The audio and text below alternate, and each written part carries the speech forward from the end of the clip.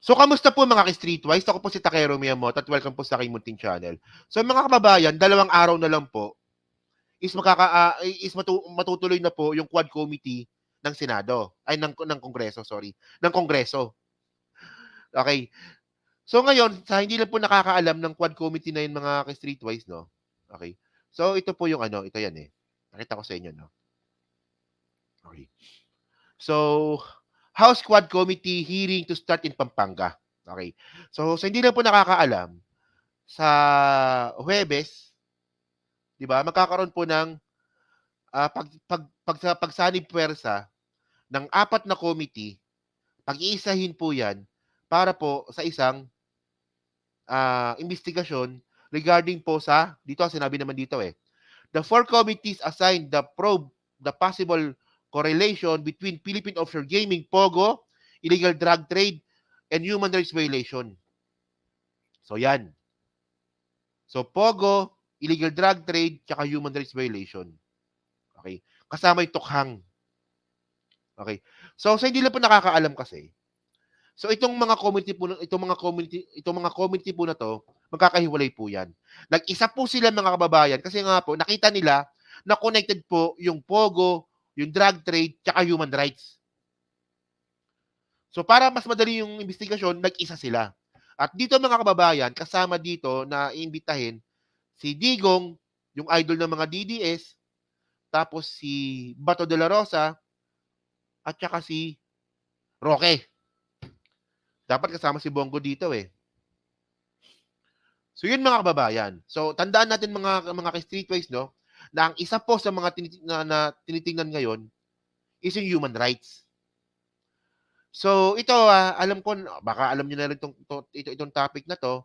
Yun nga lang po kasi na brought out po ito ng isang congressman kahapon na meron palang binabanggit itong si Colonel Busita na nagkakabayaran pala nung panahon ng tukhang, 'di ba, para pumatay ng tao. Actually, mabigat po na aligasyon 'yun. Kasi bilang isang congressman ngayon at dati pong pulis no panahon ni Duterte at sasabihin mo na meron talagang nagkakabayaran nung panahon po ni Duterte, especially po sa tukhang, mabigat po talaga 'yun. Mabigat 'yun.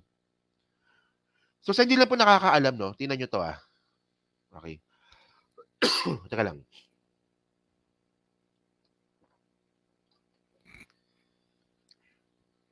So ito po yung ito po yung huling dokumento na sa publiko galing ICC. So alam ko na content ko na to pero babalikan lang po natin ito. So meron pong 5 na tao na individual ang inimbitan ng ICC para interviewin. So si Bato de la Rosa bilang PNP chief noon, si Oscar Albayalde, yung pumalit kay Bato de la Rosa, si Karamat na pumatay ng 32 na tao sa loob ng isang gabi, tapos itong dalawa na to, si Edelberto at saka si Elizar Mata. Yan dalawa na yan. So ano ba yung relasyon ni Edelberto Leonardo at saka ni Elizar Mata? So yan dalawa na yan mga kababayan, sila po yung tinuturo na nagbabayad sa mga pulis para pumatay ng tao. 10,000 to 20,000. Ito yun eh. Yung aligasyon nila sa dalawa na yan eh. So nung tukhang pala mga kababayan, kapag ang isang pulis pumatay ng isang tao, adik man yan o hindi, may bayad. 10,000 to 20,000. At ang nag-initiate ng mga kababayan, itong si Edelberto Leonardo at saka si El Sarmata. So okay na sana yan eh. Okay na yan, sige. Hintayin natin yung ICC. Okay. Hintayin natin yung magiging update nito. Yun nga lang mga kababayan.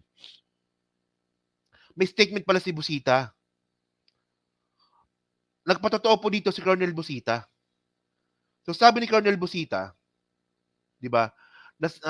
Naranasan ko po 'yan. Busita blows lead of PNP quota system during Duterte drug war. Ayan Isipin nyo, no? O, Takeru. Star witness yang si Congressman Abante, active police officer naggaling sa Pogo, yung reward money. O, di ba? So, may ganun pang balita, no? na yung reward money galing Pogo. Pero ang malupit dito mga kababayan, si Colonel Busita, na dati pong pulis no panahon ni Duterte at ngayon po ay congressman ng one rider party list, no? Is nagpatotoo rin po na meron talagang quota system nung panahon po ni Duterte. So para mas maganda mga kababayan, panoorin lang natin. Okay? Sige, sige. Ito yung sinabi nga po ni Colonel Busita. Experience ang nagtutulak kasi dito, in fairness dito sa ating mga kapatid na police personnel,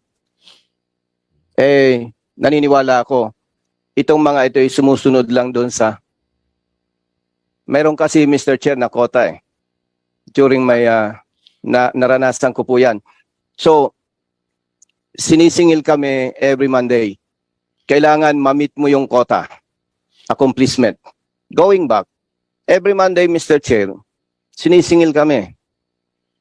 Parang, kapag ikaw ay chief of police at hindi mo na-meet yung quota, parang ang ramdam mo, anytime, marirelieve ka na Isa sa hinahanap sa aming accomplishment, hindi ko lang alam ngayon, yung accomplishments doon sa mga nasa watch list. So, syempre, official tayo, may pride, may mga kasama tayo dyan, napapahiya ka. Dahil parang ang dating, napakahina mong opisyal.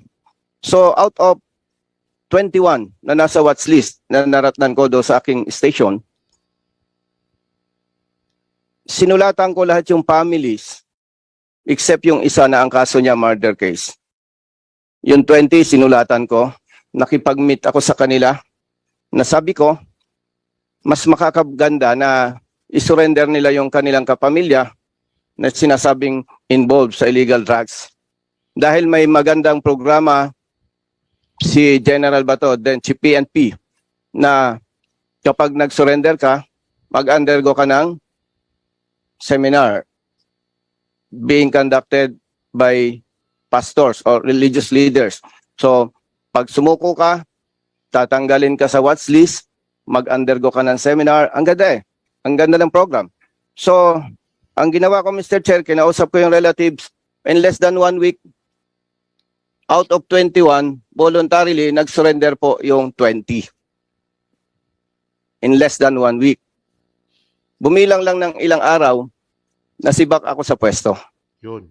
Hindi ko iniisip na kaya ako na-relieve dahil doon sa 20 individuals na nasa watch list. Okay lang. In-accept ko yon. But nung ma-meet ko yung isang senior officer, Mr. Chair, sabi sa akin, Bonnie, 3 months ka lang nasibak ka na ganun talaga. So nasibak pala si Colonel Busita niya, no? Kasi ano magagawa natin? Hindi, mahina ka Pinasurrender mo lang yung 20. Ganun lang ba yon? So, meaning, sometimes, hindi acceptable sa iba yung maganda na dapat mong gawin. And, Mr. Chair, ako personally, naniniwala ako, ang root cause nitong issue na to is the quota-quota system. Accomplishment.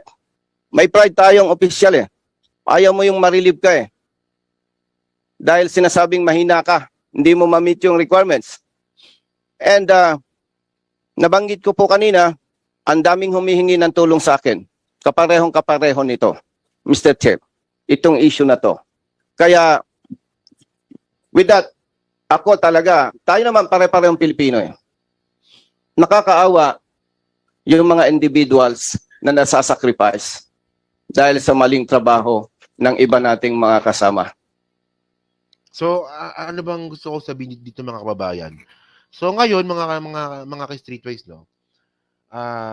May mga pulis din po ngayon na naging parte po ng tokhang noong panahon ni Digong. At ako naniniwala talaga ako na wala silang choice kundi sumunod. Naniniwala akong ganun. So, paano naman yung mga ibang mga pulis na kaya lang sumunod na pumatay ng tao kasi utos sa kanila? Di ba? So, well, meron silang choice na wag sumunod, pero ang magiging problema naman nila dito, yung profession nila. Siyempre, may pinapakain na pamilya yan, may pinag-aaral na anak, may nanay at tatay na nagme-maintenance ng gamot. So, kailangan nila yung sweldo bilang pulis. Yun nga lang, wala silang ibang choice kundi sumunod na lang po kay Duterte na pumatay ng tao dahil sa quota system. So ngayon, umiinit po talaga ngayon yung issue sa quota system nung panahon ni Duterte. Kung walang quota system, mga kababayan, hindi mo naman mapapasunod yung mga pulis na yan eh. Lahat. Kung walang quota system po na ginawa si Duterte, may mga ibang opisyal na posibleng hindi sumunod. Yun nga lang, nagkaroon ng quota system, kaya obligadong sumunod yung mga pulis tsaka yung mga opisyal nun. So talagang ang gusto lang talaga ni Duterte, pumatay ng tao gamit ang mga pulis. O so ngayon, paano ngayon? May mga pulis nang nakasuhan. Asan si Duterte ngayon? Wala. Walang magawa. O di ba? At syempre mga kababayan, no, overwhelming na po talaga yung mga statement ngayon ng mga dating pulis at mga active na pulis na meron talagang quota system na nangyari noong panahon ni Digong. O di ba? So malupit. So ibig sabihin pala nun, di ba totoo yung sinabi ni Lenny pala na may bayad. Tinawanan natin dati 'yon. Yung sinabi ni Lenny na ay merong palit ulo. Ang problema kasi sa pagbanggit ni Lenny, sinabi niya kasi palit ulo. Kaya masyadong na ano eh, masyadong na misinterpret na dapat ulo kapalit yung pera. Pero kung inayos na sana ni Lenny, sinabi niya dati na palit buhay, yun, maintindihan pa natin yun. Di ba? Palit buhay. Ayun nga lang kasi palit ulo. Siyempre, yung mga DDS, pilosopo yan. Ang sasabihin kagad ng mga DDS, ulo kapalit ng pera. Pero, yun pala, apparently, tama pala yung sinabi ni Lenny noon. Na kapag pumatay ng tao, di ba, nung panahon ni Duterte, may bayad. Lumalabas na po ngayon. So, hindi ko lang po talaga maintindihan kung bakit may mga tao pa rin po talaga na sa kabila na po ng mga weaknesses tsaka ebidensya na lumalabas ngayon kung gaano katarantado si Digong, may mga taga-supporter, may mga taga-suporta pa din. 'Di ba? Well, palit ulo nga. Tama nga 'yon, palit ulo. Yung yung tawag doon sa loob ng pulis. Pero syempre, nag-public si Lenny eh. Nag-public siya eh. Ibig sabihin nun, yung audience niya nun, hindi na mga pulis. Yung audience niya na nun, masang Pilipino, buong Pilipinas. Eh sa buong Pilipinas na yan, na audience na yan, ng video ni Lenny, may mga DDS doon. Eh alam niyo naman, pilosopo yung mga DDS, di ba? Nung sinabi ni Lenny na palit ulo, ang ginawa nila, talagang pinaintindi nila na literal na palit ulo yung nangyari. So medyo, para sa akin, dapat ang sinabi ni Lenny nun, kasi iba naman yung audience niya nun, yung mas naintindihan ng mga tao. Palit buhay. Pwedeng ganun. Kapag pumatay ang pulis, nakita yung bangkay, may perang kapalit. Pero kawawa talaga. Ganyan po tayo binaboy ni Duterte noong panahon nung siya'y presidente. Ganyan po talaga. At maraming salamat po sa mga pulis na ngayon po ay nagsasabi na po na totoo. At isa na nga rin po dito si Colonel Bosita. Isipin nyo yan ha, dating pulis yan. Diba? Pulis ni Digong yan, na ngayon ay congressman. Nagsabi ng katotohanan base sa kanyang experience. O, diba? So yun mga babae, no?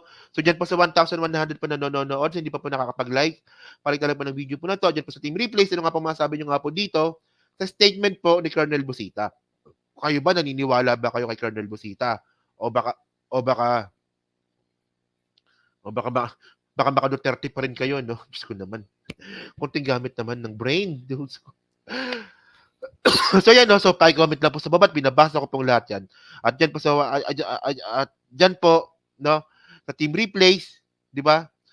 Pahingin na lang din po ako ng like. At kung di naman kalabisan, pwede naman yung i-share itong video po na to.